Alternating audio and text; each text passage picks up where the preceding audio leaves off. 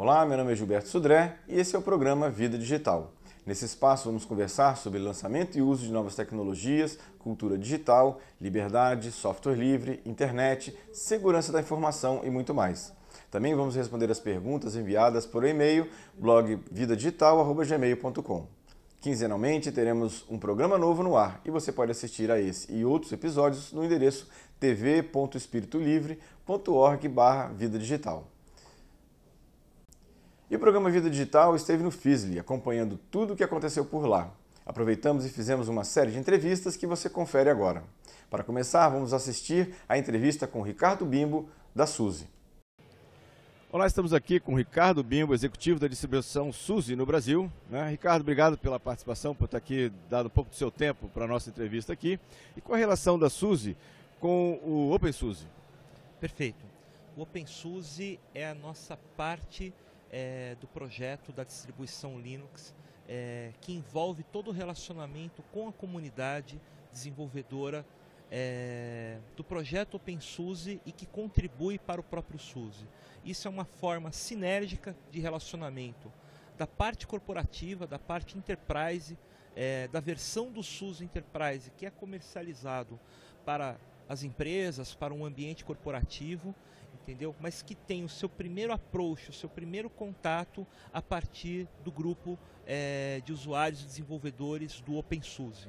Então o OpenSUSE para nós é um instrumento importante de maturação e seleção de pacotes, de updates, de novas releases, que depois vai ser incorporado na distribuição Enterprise. Legal. E falando em SUSE, para quem é destinada a distribuição SUSE, especificamente? O SUSE ele tem a característica de ser a primeira distribuição Linux Enterprise.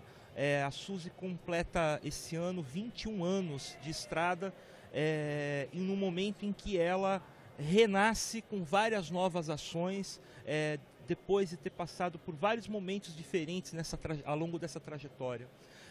Como primeira distribuição Enterprise, ela sempre nasceu com uma vocação de atender o mundo corporativo, de atender grandes empresas, de atender esse ambiente de novos usuários do Linux, que era não o mundo acadêmico, não o mundo universitário, não o mundo comunitário, mas o mundo corporativo, o mundo Enterprise. O SUSE também carrega a trajetória de ser o primeiro Linux a rodar em ambiente mainframe, em ambiente systemz. Então hoje o SUSE, por exemplo, ele possui 80% do market share de Linux que roda em mainframe, hoje é com SUSE Linux. Um grande market share. Um grande market share, 80%. Bom, e você, nesse mercado todo, você acredita então que o mercado de distribuições GNU Linux pagas e Enterprise tem um grande caminho pela frente ainda? Sim, é um mercado em expansão, no seu ambiente, para oferecer um suporte de qualidade, para oferecer serviços de qualidades, para ampliar essa infraestrutura que, por exemplo, o mercado brasileiro precisa e necessita. A indústria brasileira, o Estado brasileiro é um mercado em ascensão. Essa é a mensagem que a SUSE, com os dirigentes nos Estados Unidos e na Alemanha, vê o Brasil como um grande potencial pela necessidade dessa criação de infraestrutura. Então nós precisamos de data centers, nós precisamos de nuvens públicas, nós precisamos de nuvens privadas, entendeu? E esse ambiente, a parte que precisa ser suportada, garantida e assistida a um mercado potencial para esse ambiente. Muito bom. E nesse caso, a participação da comunidade é importante para o SUSE, né? A comunidade de software livre, do GNU Linux também. Ela é fundamental, senão não existe esse ecossistema. Ricardo, obrigado pela participação aqui com a gente, dando algumas respostas interessantes aí sobre o SUSE Linux, sobre a distribuição SUSE. Obrigado mais uma vez e daqui a pouquinho a gente volta com mais algumas perguntas e entrevistas. Agora você assiste a entrevista do David Jordan, membro da comunidade LibreOffice. Hoje estamos com David Emmerich, um dos mantenedores do LibreOffice. Obrigado, David, pela participação. Hoje o LibreOffice oferece as mesmas funcionalidades que outras suítes disponíveis no mercado, verdade? Sim, é verdade. Hoje a maioria das funcionalidades que você normalmente encontraria numa suíte proprietária, você consegue atender basicamente de forma sem problemas, sem nenhuma dificuldade, consegue atender essa situação com uma suíte como o LibreOffice. Ok, legal. E como você enxerga as dificuldades que às vezes aparecem em várias migrações, né, e o motivo das resistências que a gente encontra em empresas e pessoas na migração para o LibreOffice? Bom, nesse caso essa pergunta já é um pouco mais complexa, mas apenas para que você entenda a situação, vamos lidar da seguinte forma. Hoje você tem em muitas empresas públicas e privadas certos departamentos que se tornaram nichos de conhecimento daquelas plataformas proprietárias. Mas não necessariamente no software em si, mas sim em pequenas tecnologias que são utilizadas ali dentro, como por exemplo as macros. Só que macros eram formas de automatizar determinados serviços há 10 anos atrás. Hoje em dia você consegue solucionar essas funcionalidades de outras maneiras, de outras formas, às vezes até mais inteligentes. E inclusive empresas que desenvolvem softwares proprietários, que trabalham com esse tipo de situação, não são muito a favor das macros, porque entendem que elas prejudicam inclusive a atualização para o seu próprio software futuro. Hoje este legado não atrapalha apenas o nosso trabalho para a migração, atrapalha inclusive aqueles que querem vender de novo uma nova licença daquele software. A partir do momento em que as empresas entendem que elas têm que começar a olhar para o trabalho desse software de uma forma diferente, de uma ótica diferente, e entender que trabalhar com, por exemplo, macros, é um processo um pouco antigo, que você só deveria se reter nele quando fosse indispensável. A partir do momento que as pessoas entenderem isso, os processos de migração serão muito mais fáceis. É claro que a gente não pode ignorar os formatos dos arquivos. A gente está caminhando, dentro do possível, para uma quase plena, quando não plena compatibilidade entre os formatos OpenXML e ODF. Mas até lá, a gente vai ter assim algumas incompatibilidades. Nesse caso, minha recomendação sempre será a mesma. Recebeu um arquivo OpenXML, recebe, abre, se tiver alguma incompatibilidade, corrija e devolve em ODF. E informa, olha, eu só trabalho com formatos abertos e independentes. Formatos restritos, eu tenho minhas inseguranças. E devolvo o arquivo. Boa resposta lá. Bom, visualmente o LibreOffice ele é muito semelhante a outras versões mais antigas do Office, da Microsoft, né? Existem planos para modernizar essa interface com o usuário do LibreOffice? Sim, existem planos de modernização desta interface. Existem algumas sugestões que estão muito próximas do Ribbon, que é a interface hoje utilizada na principal suíte de escritório do mercado. E existem inclusive outras proposições, não tão parecidas com o Ribbon, mas também que podem ser considerados como inovadoras. Entretanto, hoje, o maior legado já comprovado, não só no Brasil, mas na grande maioria do mercado consumidor do planeta, é o legado pela interface ainda semelhante à da suíte proprietária de 1997. Nós estamos em 2013 e aquela mesma interface de 1997 ainda é desejada por uma grande maioria dos profissionais. Essa dúvida de atualização da interface, ela já existe dentro do LibreOffice desde que o projeto se chamava OpenOffice e já 4 anos antes do projeto mudar para LibreOffice, essa discussão já existia. E em todo momento que nós caminhávamos para a mudança, sempre tinha a opinião de uma maioria muito grande, de um volume muito grande de usuários que dizia mas eu ainda estou acostumado com aquela interface, não me coloque a interface Ribbon.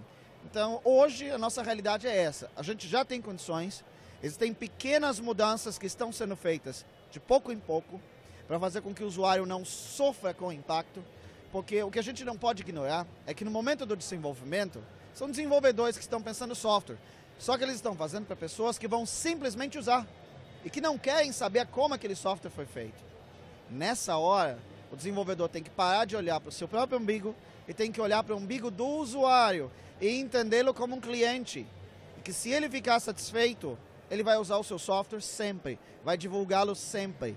Se você causar um impacto negativo para ele, a probabilidade de que isso gere uma propaganda negativa é muito grande.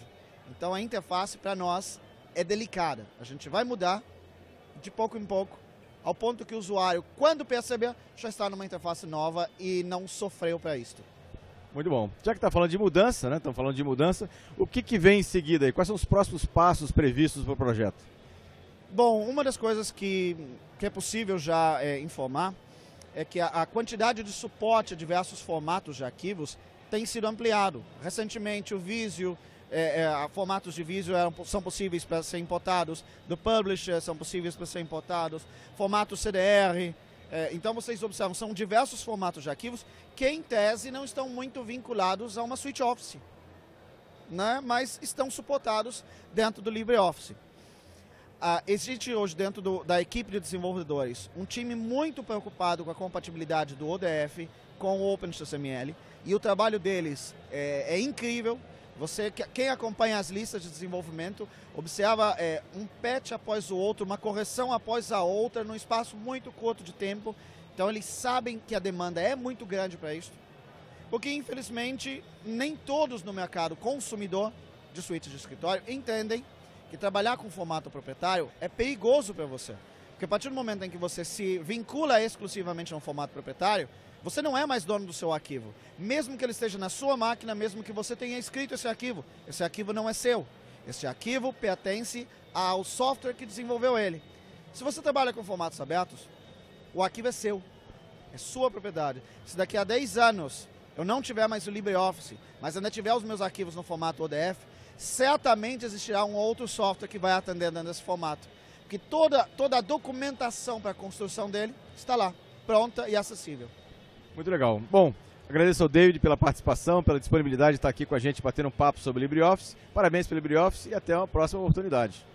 Muito obrigado e fico feliz de ter colaborado com vocês. Legal. Daqui a pouquinho mais algumas entrevistas. Vamos agora para o resumo das notícias mais importantes de tecnologia da semana. A nova aposta tecnológica da Samsung, o smartwatch Galaxy Gear, deve chegar ao Brasil no dia 5 de outubro. Lá fora, o relógio inteligente irá custar $300, mas aqui não possui um preço definido ainda. Só lembrando que o Galaxy Gear chegará ao mercado com mais de 70 opções de aplicativos e estará presente em mais de 140 países. Depois das notícias de acesso indevido a informações de e-mail de brasileiros, o governo decidiu criar um sistema de e-mail público, gratuito e nacional. O sistema vai ficar a cargo do Correios, eles que vão montar toda essa infraestrutura. E o nome proposto, até agora, vai ser Mensageria Digital.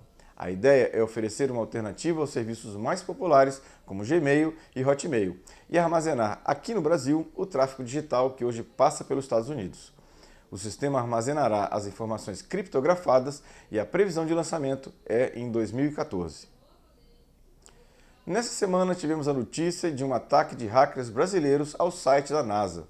O ataque foi um protesto contra a espionagem da NSA e a decisão dos Estados Unidos em atacar a Síria. Será que os hackers confundiram NSA com NASA, instituições que diferem nas siglas por uma letra apenas, mas têm propostas e funcionamento completamente diferentes? Bem, o Vida Digital fica por aqui. Envie sua dúvida ou sugestão para o e-mail blogvidadigital@gmail.com. Para rever esse e outros vídeos, acesse o site tvespiritolivre.org/vida digital. Você também pode acompanhar e ver minhas publicações através do site gilberto.sudré.com.br ou através do Twitter, no endereço twitter.com/gilbertosudré. Um grande abraço a todos.